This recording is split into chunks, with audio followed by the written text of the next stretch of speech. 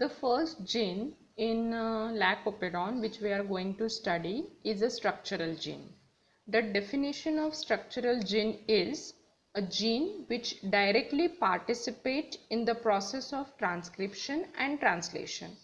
मतलब ये जीन जब ट्रांसक्राइब होगा तब उसका mRNA बनेगा. After transcription it undergoes the process of translation, that is protein synthesis.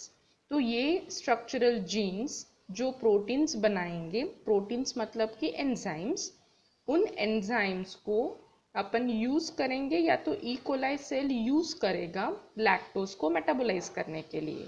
Age we are studying lac operon, lactose अगर सेल में प्रेजेंट है तो उस लैक्टोज को यूटिलाइज करने के लिए जो जीन्स लगेंगे या तो एंजाइम्स लगेंगे, वो एंजाइम्स कौन से जीन्स से मिलेंगे? From structural gene.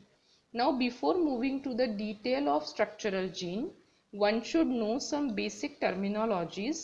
That means the mRNA which we are having or E. coli is having, that mRNA may be of monocistronic type or it can be of polycistronic type. So first we will understand the difference between monocistronic and polycistronic. Monocistronic का मतलब होता है एक gene एक ही mRNA बनाएगा. That means single gene single mRNA is nothing but monocistronic mRNA. Polycistronic, cistrons means gene और functional unit of genome is nothing but cistron. Polycistronic mRNA मतलब पॉली मीन्स एकापेक्षा जास्त, एक से ज़्यादा अगर जीन्स है उसको ट्रांसक्राइब करने के बाद अगर एक mRNA बनता है then that type of mRNA is called as polycistronic mRNA. Got it? Monocistronic means single gene, single mRNA. Polycistronic, poly म्हणजे एकापेक्षा जास्ती, सिस्ट्रॉन म्हणजे जीन्स. एकापेक्षा जास्ती जीन्स एक साथ ट्रान्सक्राइब होतील आणि त्या सगळ्यांचा एकच mRNA बनेल जो पुढे जाऊन प्रोटीन सिंथेसिसमध्ये पार्टिसिपेट करेल आणि वेगवेगळे प्रोटीन्स बनतील. So monocistronic and polycistronic, these are the two different types of mRNAs. As far as E. coli or prokaryotes are concerned, their mRNA is generally polycistronic because they don't have that much time to do transcription process again and again.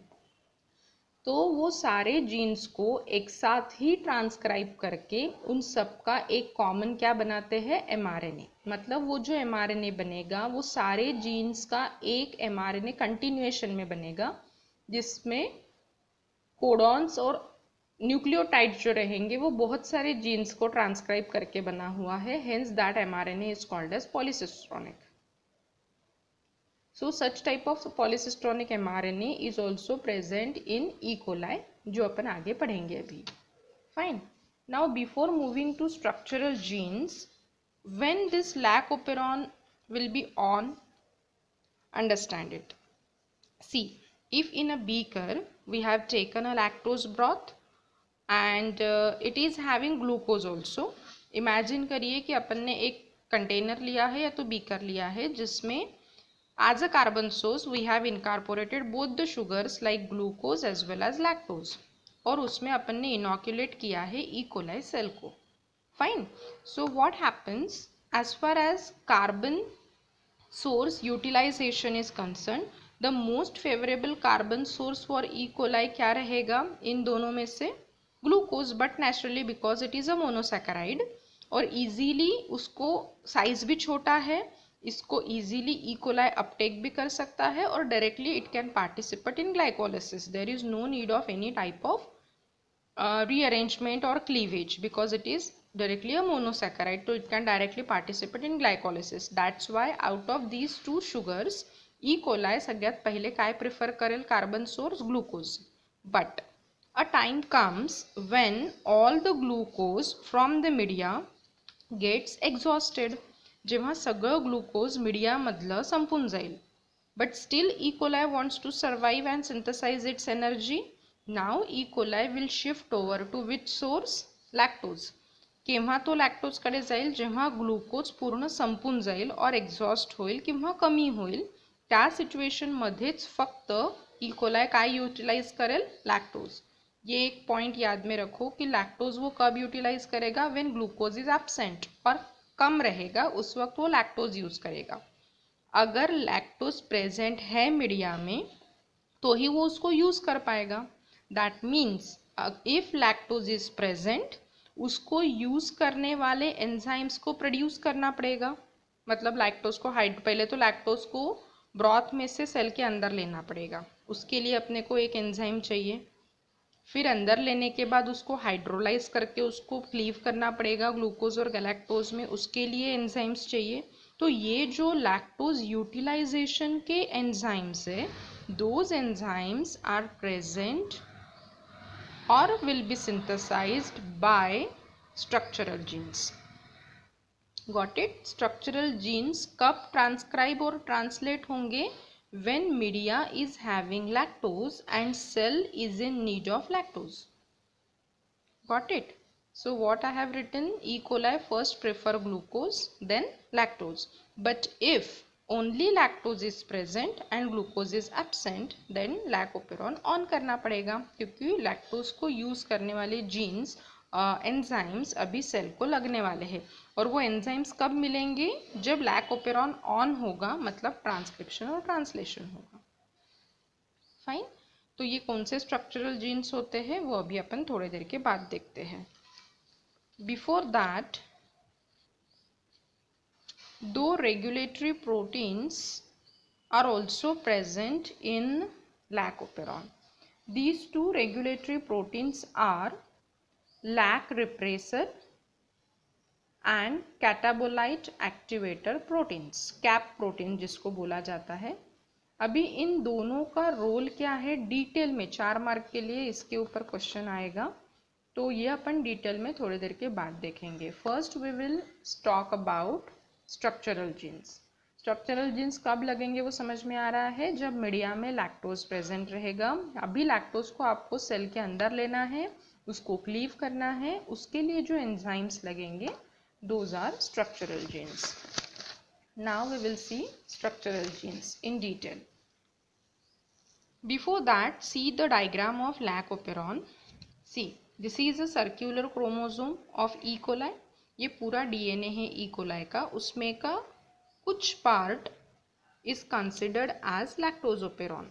मतलब ये जो सारा मैंने horizontal में draw KIA है, इसको imagine करिए ये यहाँ पे present है। ई कोलाई का पूरा क्रोमोसोम, उसमें का एक छोटा सा पार्ट इज लैक्टोजोपेरॉन। उसका डिटेल और magnified view starts from regulator gene up to structural, और you can go in opposite direction, structural gene up to regulator gene. Now see, as we are with the structural gene, there are 3 different types of structural genes in lactoperon, जिसको बोला जाता है LAC-Z, LAC-Y and LAC-A। 3 jeans आहेत। 3 jeans जेव्हा transcribe होतील त्या सगळ्यांचा एकच mRNA बनेल। खूप सारे जीन सिंगल mRNA, मतलब ये कौन सा mRNA रहेगा, जास्त genes more than 1 gene single mRNA, that is polycistronic mRNA, as we have already discussed earlier। polycistronic मतलब बहुत सारे जीन्स जब ट्रांसक्राइब होके एक ही mRNA बनाते हैं। सो ई कोलाई में किस टाइप का mRNA प्रेजेंट है, पॉलीसिस्ट्रॉनिक। तो ये तीनों जीन्स जब ट्रांसक्राइब होते हैं उन सब का एक ही mRNA बनता है। This single mRNA participate in the process of translation म्हणजे प्रोटीन सिंथेसिस, आणि या तिघांपासनं 3 वेगवेगळे प्रोटीन्स किंवा एन्झाइम्स बनतील। So LAC-Z gene is responsible to synthesize beta galactosidase. LAC-Y is responsible for LAC permease and A gene is responsible for trans-acetylase। आता हे jeans कधी कधी कामात येतील। आता ब्रॉथमध्ये आपण ई कोलाई सेलला टाकलं आहे आणि ब्रॉथमध्ये प्रेझेंट आहे लॅक्टोज। तर लॅक्टोजला जर सेलला यूटिलाइज करायचं असेल तर पहिले लॅक्टोजला सेलच्या आतमध्ये जावं लागेल।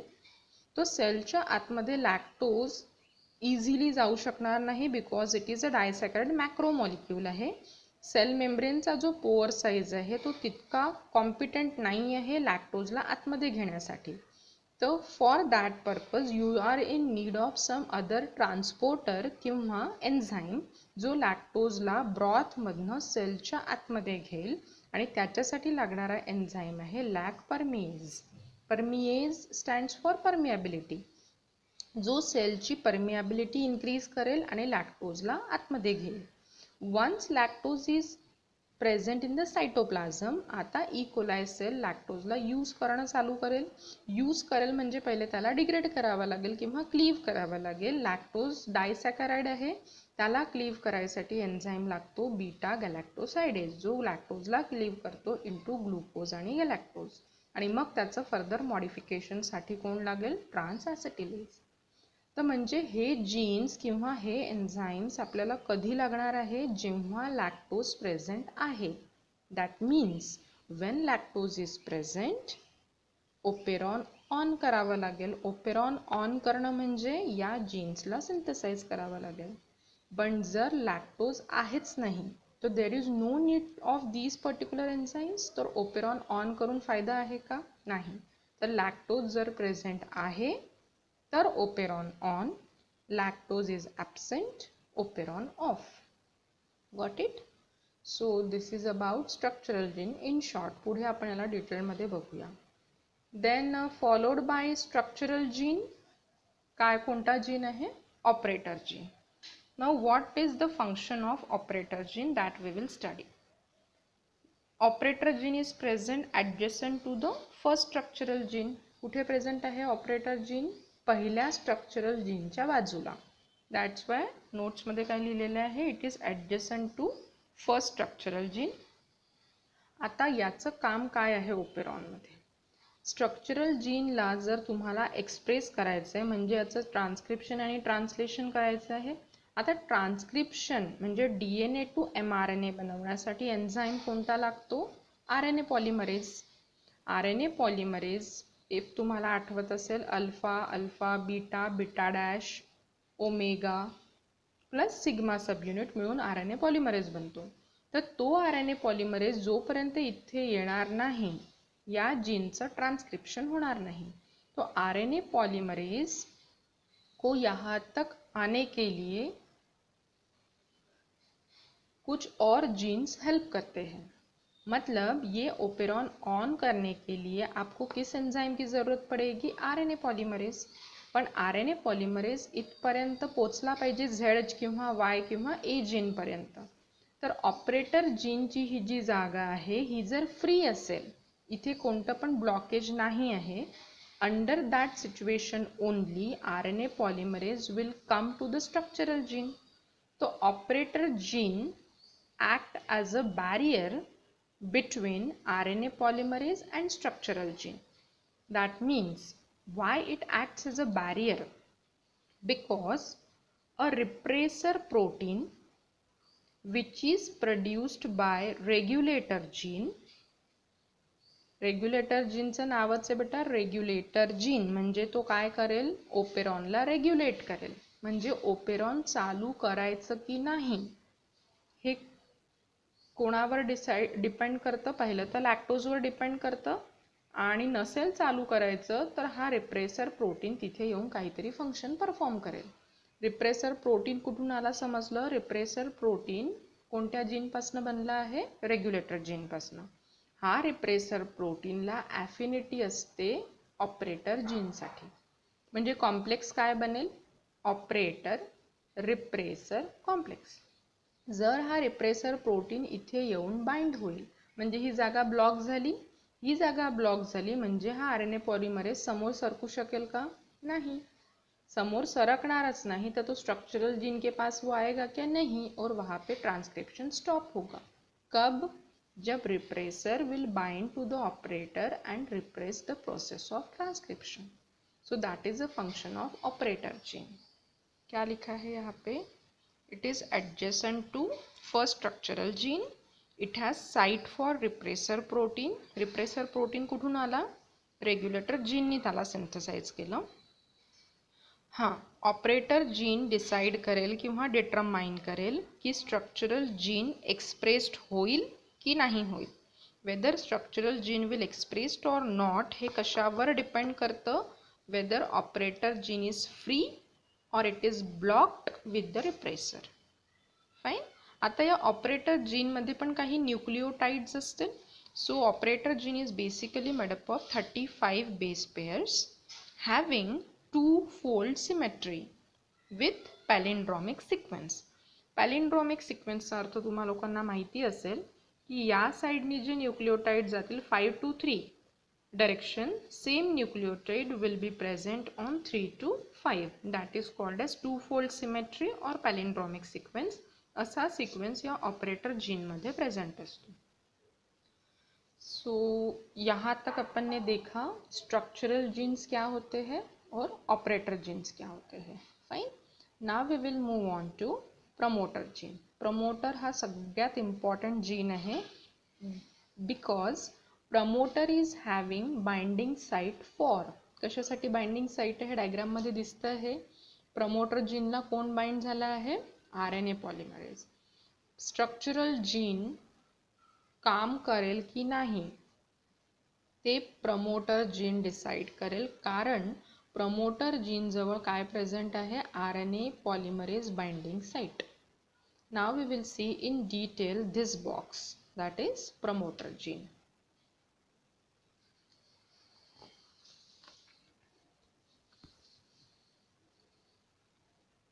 See friends, this is a generalized diagram for promoter gene. What it has written?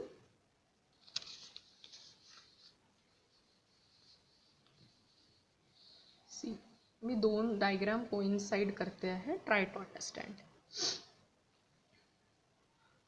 Promoter gene is continuous to the operator gene. बघा वरची पूर्ण डायग्राम. पहिले आपण म्हटलं होतं operator gene is adjacent to first structural. Now we are talking about promoter gene is adjacent to which gene. Operator gene. Fine.